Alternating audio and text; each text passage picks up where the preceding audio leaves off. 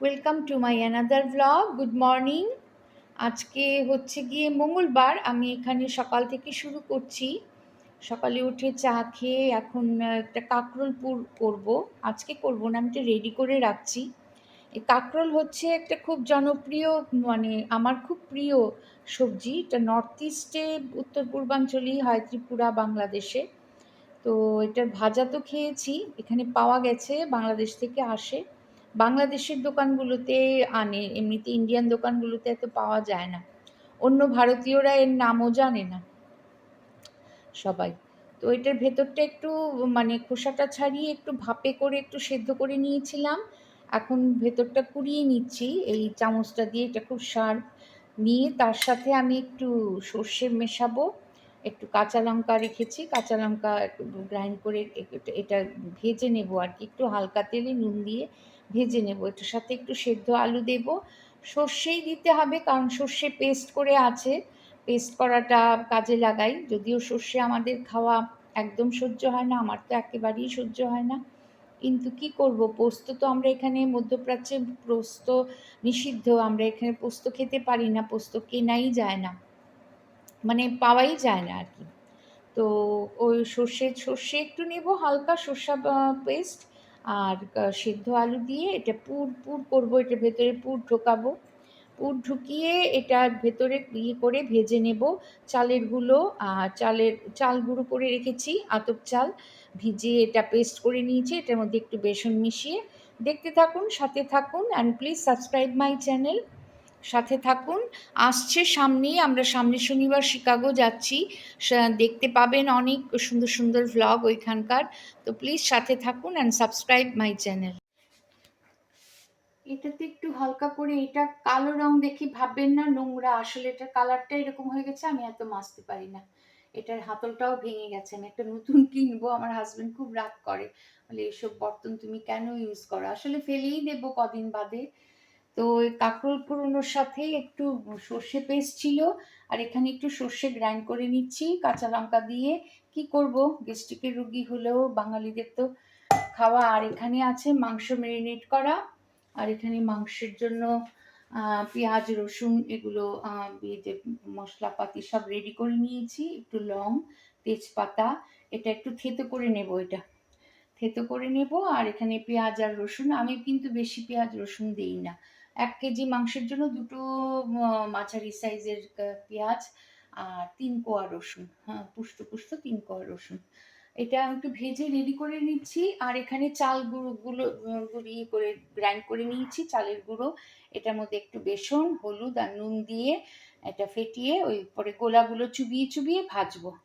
আগামীকাল হয়তো করব, আগামীকাল বা বৃহস্পতিবার। আমি আসলে একটা রান্না আস্তে আস্তে করি, আজকে পুরটা রেডি করে রাখলাম, কাল ভেজে নেব, টুক করে এটা পুড়ে পুড়ে ভেজে নেব, এতে আমার বেশ সময়টা বেশ বাঁচে, একসাথে বেশি স্ট্রেস হয় না আর কি। মানে আমার এভাবেই করতে হয়, যেহেতু পায়ে সমস্যা আছে, অন্য সব কাজও থাকে। এখানে একটু ঘি দিয়েছি, একটু ফ্রাইড রাইস করব। ওই চাল, আতপ চাল ধুয়ে ভিজিয়ে রেখেছিলাম। আর এখানে একটু পেঁয়াজ রসুন একটু এলোমেলো হয়ে আছে, এখানে থেতো করে নিয়েছি, একটু রসুন কোয়া, একটু পেঁয়াজ মানে একটু তেজপাতা দেব, আর দুটো এলাচ আর একটু দারচিনি, এই যে একটু এলাচ দারচিনি থেতো করে নিয়েছি ঘিতে, সেটা দিয়ে চালটা ভেজে রেখে দেব। কাল সকালবেলা ভোরবেলা হাজব্যান্ডকে ওই লাঞ্চ দিতে হয়, ভেবেছি একটু ফ্রাইড রাইস করে দেই। আর এই গাজর আলু টালু সেগুলো রেডি করা আছে, হ্যাঁ। আর একটু বাদাম কিশমিশ দেবো, সাথে একটু বাদাম ভেজে নেব। বাস, সাথে থাকুন, দেখতে থাকুন। এই যে একটু পেঁয়াজ আর দিয়েছি, তেজপাতা রসুন আর একটু দিয়েছি, এটা একটু ভাজা ভাজা হলে চালটা দিয়ে দেবো, নুন হলুদ দিয়ে একটু বাসন্তী পোলাও মতো করে দেবো আর কি। বাদাম কিশমিশ, বাকি গাজর ক্যাপসিকাম এ সমস্ত রেডি করাই আছে, ফুলকপি নেই। যাই হোক, একটু তাড়াহুড়ো করে, আর চিকেন করবো তো চিকেনটা দিয়ে দেবো সাথে। এই যে চালটা দিয়ে দিয়েছি। এবার এই মোবাইলটাতে একটা অসুবিধে হয়, একটা ভিডিও তুলতে গেলে ওই আর একটু যেটা দিয়ে তুলি সেটা দিয়েছি চার্জে। এখন চালটা একটু ঘিয়ে ভেজে নিচ্ছি, বাস ভিজে রেডি করে নেব। কাল সকাল সকাল বাস সিটি দিয়ে দেবো প্রেশার কুকারে। এখন ভাজা হয়ে থাক, একটু বাদাম দেবো, কিশমিশ দেবো, আলু ভাজা আছে, আর গাজর রেডি করে রেখে দিয়েছিলাম, গাজর আর ক্যাপসিকাম ভেজে। হতে পারে ভেবেছিলাম চাইনিজ ফ্রাইড রাইসও দিতে পারি, চাইনিজ আছে, কিন্তু এখন জানি না, এখন ক্যাপসিকাম দেবো না।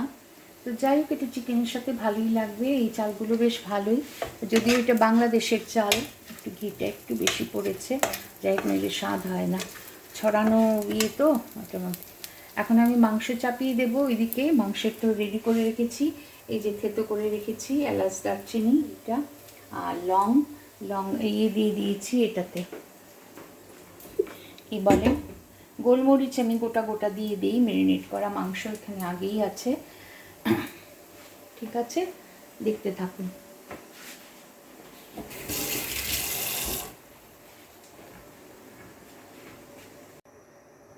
সর্ষের তেল দিয়ে দিলাম,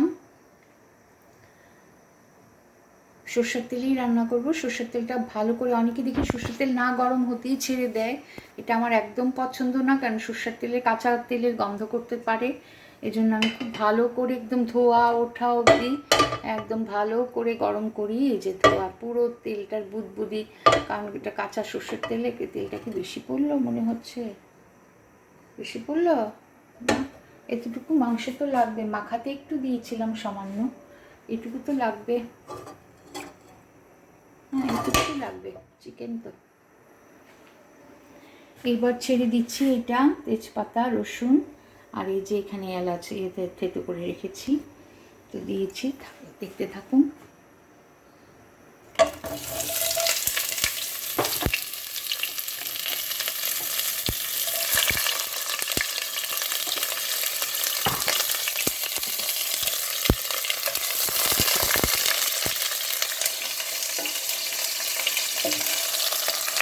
একটু ভাজাটা লাল লাল হলে পরে দেবো।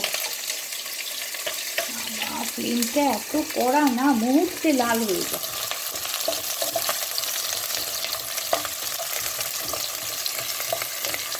আমি চিকেনের জন্য ছোট করে কাটি, কিন্তু যখন মাটন রান্না করি, মাটন যদিও আমরা খুবই কম খাই, বছরে এক আধ দিন, তখন গোটা গোটা বড় বড় করে পেঁয়াজ কাটি, আমরা এরকম চপ করে দিই না। আমার মাকে তাই দেখেছি, আমার মাটন তো ভালোই হয়। এখানে আমার থেকে মাটন রান্না অনেকেই শিখেছে। আমি যখন প্রথম এসেছি তখন আমার হাজব্যান্ডের অফিসের কয়েকজনকে রান্না করে খাইয়েছি, নেমন্তন্ন করেছিলেন। এর মধ্যে পবিত্রদা বলে একজন বয়স্ক ভদ্রলোক ছিলেন, উনি অনেক বেশি বয়সে বিয়ে করেন তখন, মানে আমি যখন এসেছি 2010-এ, তখন উনি বিয়ে করেন, মানে তখনই ওনার 60-এর কাছাকাছি বয়স। তো ওনার ভারী গর্ব, উনি ভালো রান্না করেন। তো সেই মাটন রান্না করে খাইয়েছি, তো করেছি, খেয়ে একেবারে ফিদা, বলে আড়ালে নিয়ে গিয়ে বলে, তো তুমি কী কইরা রাঁধছো? আমি ঢাকাইয়া বাঙাল ভাষায় কথা বলতো। তা আমি বললাম আর কি সিক্রেটটা। আমি আমার মাকে দেখেছি সেই বিয়ের আগে, কারণ আমার না বিয়ের পর থেকে আমি চিকেনই খেয়েছি, কারণ এটার একটা কারণ আছে। ওই গ্রামে থাকতাম, চিকেনই খেতাম, আমার হাজব্যান্ড চিকেন খেতে খেতে খেতে খেতে ওরে বাবা রে, একেবারে মানে ধরে হেজে গেছে। একবার পাঁঠার মাংস এনেছিল, ওকে বোকা পেয়ে রাম ছাগল দিয়ে দিয়েছিল। এত তো বোঝে না, তখন ওরও বয়স কম, এখনও সে এত বোঝে না। এইসব সাংসারিক এসব কী করছে, রাম ছাগলের কী দুর্গন্ধ, ওরে বাবা। সেই তারপর পুরো রান্না টান্না করলাম, কিন্তু দুর্গন্ধে খাওয়া গেল না। পরে দিয়ে দিয়েছি গ্রামের লোক কাউকে, যে যদি কেউ খেতে পারো তো খাও, নইলে ফেলে দাও, আর কী করবে। ওরা ওখানে ভালো তেল মশলা দিয়ে সব কিছুই করা হয়েছে, কিন্তু রাম ছাগলের গন্ধ চাপা পড়ানো যায়নি, মানে এত দুর্গন্ধ। তারপর থেকে আমরা আর মানে আনতামই না পাঠা আর কি। চিকেন চিকেন চিকেন মানে দীর্ঘ 30 বছর 25 বছরের চিকেনই খেয়েছি। এখানে আসার পরে এবার মাংসটা দিয়ে দিয়েছি, পেঁয়াজটা লাল লাল হওয়ার পরে ওই যে থেতো করা এলাচ দারচিনি আর কী বলে লবঙ্গ, কয়েকটা লং দিয়েছি। এবার চিকেনটা দিয়ে দিয়েছি, এবার ভাজা ভাজা হোক, বাস সাথে থাকুন দেখতে। এখানে মাংস হচ্ছে, আর এখানে বাসন্তী পোলাও, এই যে চাল ভেজে রেখেছিলাম এটা চাপিয়ে দিয়েছি। তারপর এখানে কিশমিশ ধুয়ে রেখেছি, কিশমিশ মিশিয়ে দেবো। এখানে বাদাম ভেজে রেখেছি, এই যে চিনে বাদাম দেবো। কাজু নেই, আর কাজু আমরা এত খাই না, কোলেস্টেরল যেগুলোতে বেশি সেগুলোতে কমই খাই। এখন ফুরিয়েছে, চলে যাব তো। চিকেনটা হয়ে এসছে।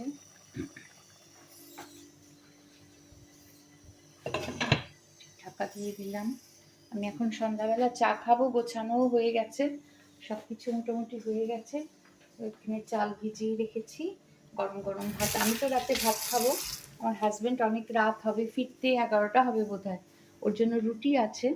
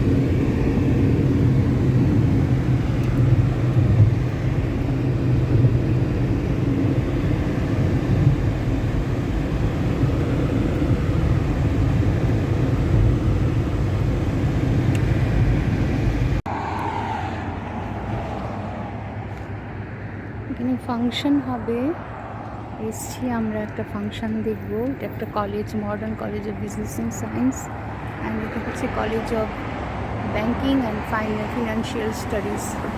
এটার মানে ইয়েতে আর কি, অডিটোরিয়াম হলে ফাংশন হবে। ইন্ডিয়ান ভদ্রলোক অর্গানাইজ করেছে। আমরা গাইবো না, আমি গাইবো না, শুনতে এসছি, দেখি কী হয়।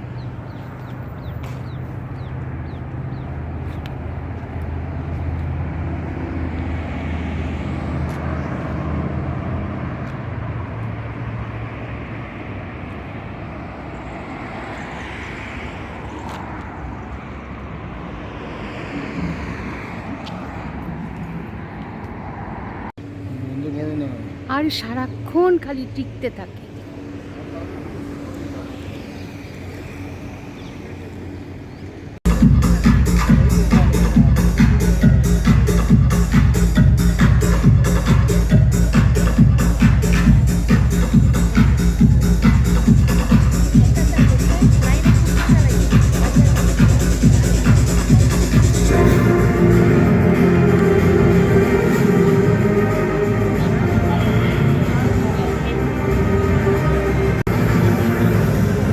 আবার এক পাকিস্তানি মহিলা আমাদের ইন্টারভিউ নিয়েছিল, সেটা আমরা দেখাতে পারছি না, কারণ এটা ওই মহিলার কাছে ক্লিপটা। তো আমি না, আমাদের সাথে যে আমাদের যে গ্রুপটা সিঙ্গাররা ওর এসেছিলো, ওদের প্রত্যেকেরই